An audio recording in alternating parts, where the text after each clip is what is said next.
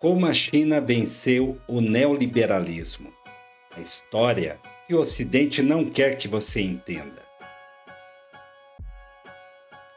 O que significa vencer o neoliberalismo? A história da China é o maior incômodo do século XXI, enquanto os Estados Unidos e a Europa afundam em desigualdade, austeridade, precarização e estagnação econômica, colhendo os frutos envenenados do neoliberalismo. A China fez exatamente o oposto.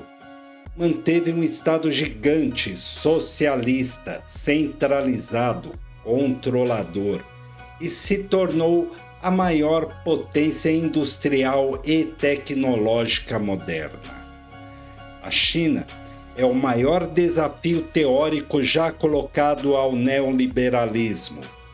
Enquanto o Ocidente passou 40 anos insistindo na cartilha do Estado mínimo, privatizações, austeridade fiscal e dependência de mercados financeiros, a China construiu a maior ascensão econômica da história moderna, sob direção estatal, planejamento central, empresas públicas gigantescas e controle político rígido pelo Partido Comunista Chinês.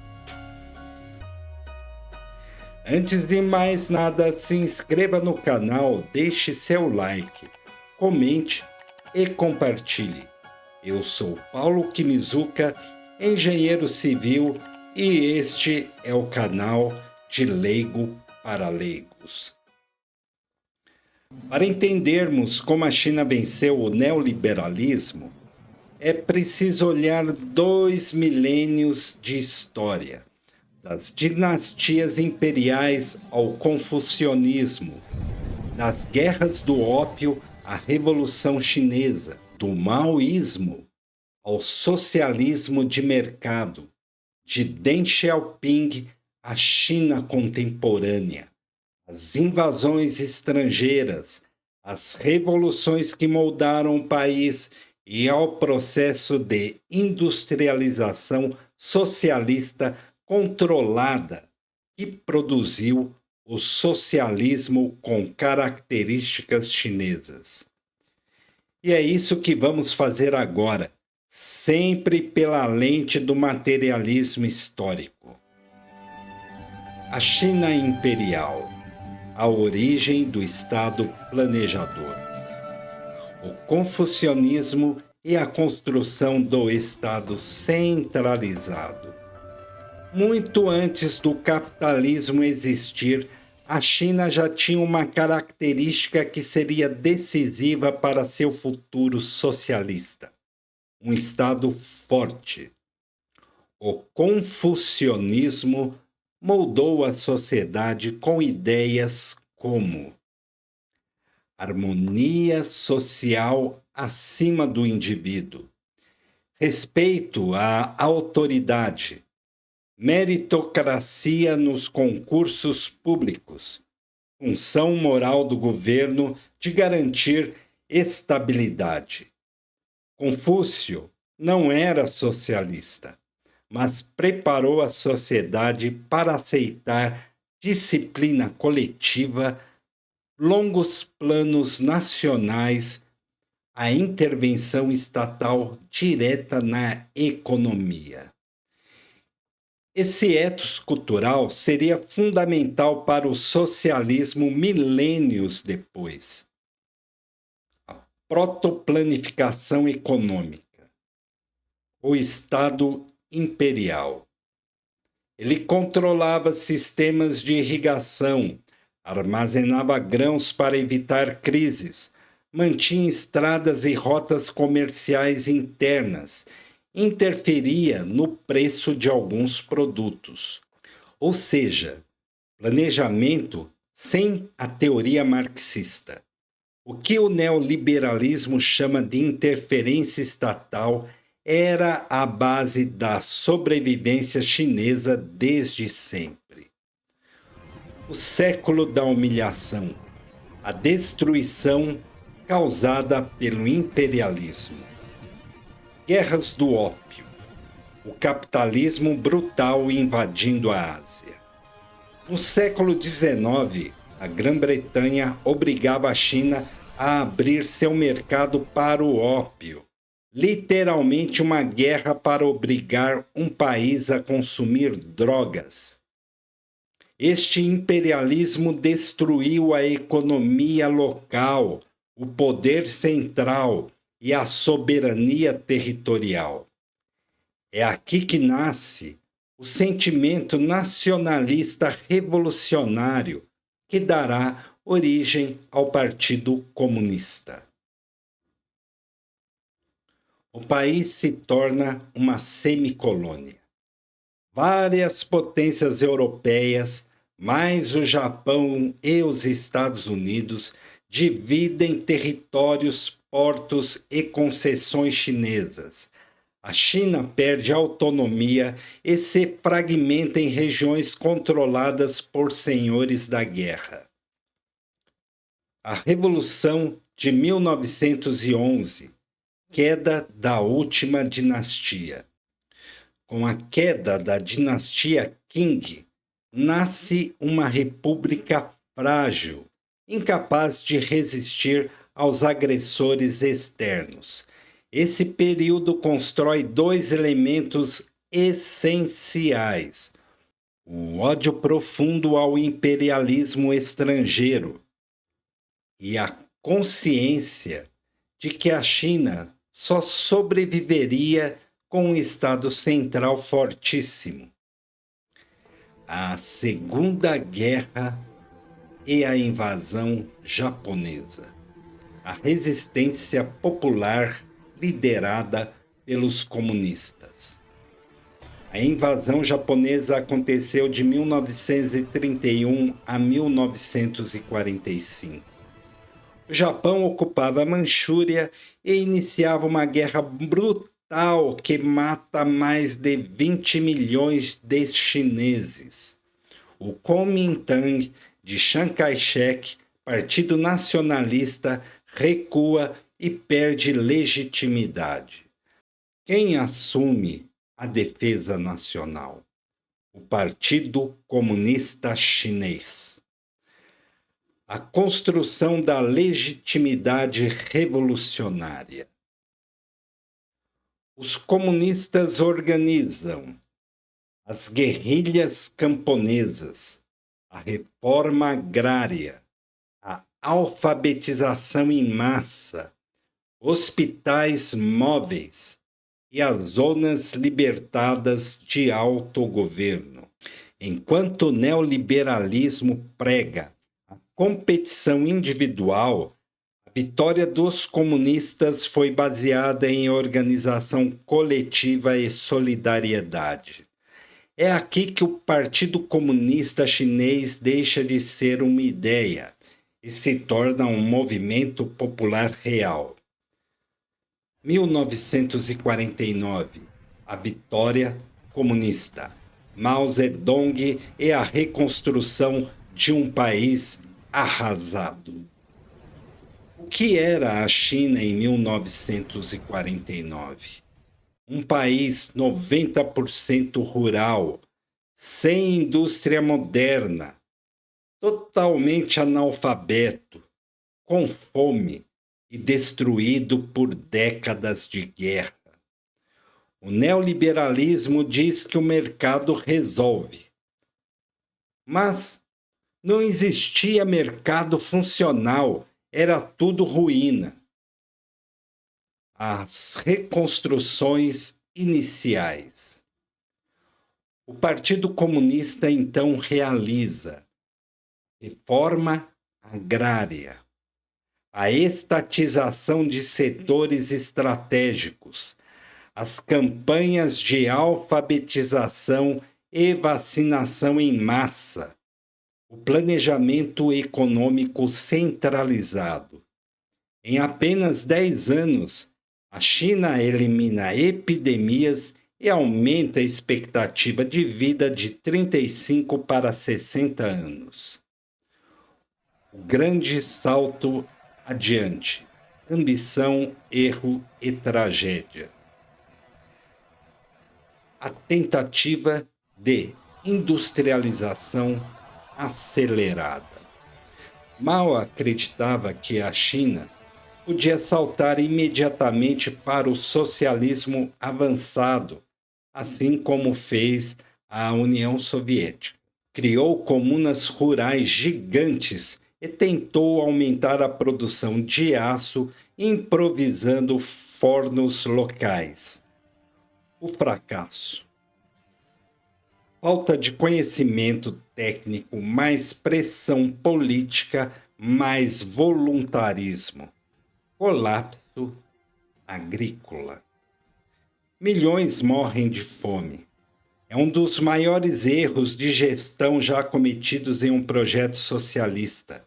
Mas esse erro gigantesco traz enormes lições. A China aprende que desenvolvimento exige base técnica sólida. Aprende que o voluntarismo não substitui forças produtivas e percebe a necessidade de reformar o modelo. A revolução cultural, o caos interno pela disputa do rumo ao socialismo. O objetivo declarado. Mao acreditava que a burocracia estava restaurando o capitalismo. Mobiliza então os jovens para destruir velhos costumes e desafiar as autoridades internas. Consequências: escolas fechadas, perseguições, luta interna violenta e a economia paralisada. A revolução cultural é um choque interno que quase implode a China, mas gera um resultado importantíssimo. O partido percebe que precisa reformar o caminho do socialismo. Mao morre em 1976. A China está exausta. Deng Xiaoping, a virada estratégica que o Ocidente nunca entendeu. Aqui está o ponto em que a hegemonia neoliberal tentaria reescrever a história dizendo: Deng abriu o mercado e privatizou tudo. Mas era falso. Deng criou um modelo híbrido, chamado de socialismo com características chinesas baseadas em Estado forte e controlador, planejamento em ciclos de 5 anos, a abertura limitada e seletiva ao capital estrangeiro, mercado como ferramenta e não como ideologia, setores estratégicos 100% estatais, ou seja, o capitalismo supervisionado por um Estado socialista. Por que isso não é neoliberalismo?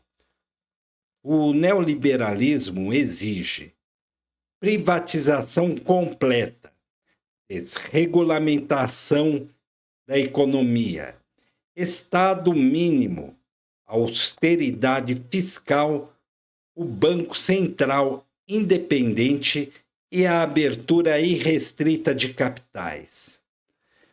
Mas a China implementou exatamente o oposto. Manteve os bancos estatais, manteve terras estatais, manteve energia, transporte e comunicações sob controle direto. Proibiu a especulação financeira internacional. A grande industrialização de 1980 a 2020. Nos 40 anos seguintes, a China vira a maior base industrial do mundo, elimina a pobreza extrema, forma a maior classe média do planeta, domina tecnologias avançadas e cria infraestrutura em escala inédita. E hoje nós vimos os organismos internacionais falando que nesse período o capitalismo, eliminou grande parte da extrema pobreza. Mas se a gente tirar a China desse contexto, dessa fórmula, vocês verão que a extrema pobreza aumentou, a desigualdade aumentou e a concentração de renda também aumentou. O planejamento e a disciplina coletiva. O sucesso chinês se baseia em bancos públicos direcionando o crédito, o gigantismo de empresas estatais estratégicas, metas nacionais definidas pelo partido, administração meritocrática, alta poupança interna e o controle total sobre o capital estrangeiro.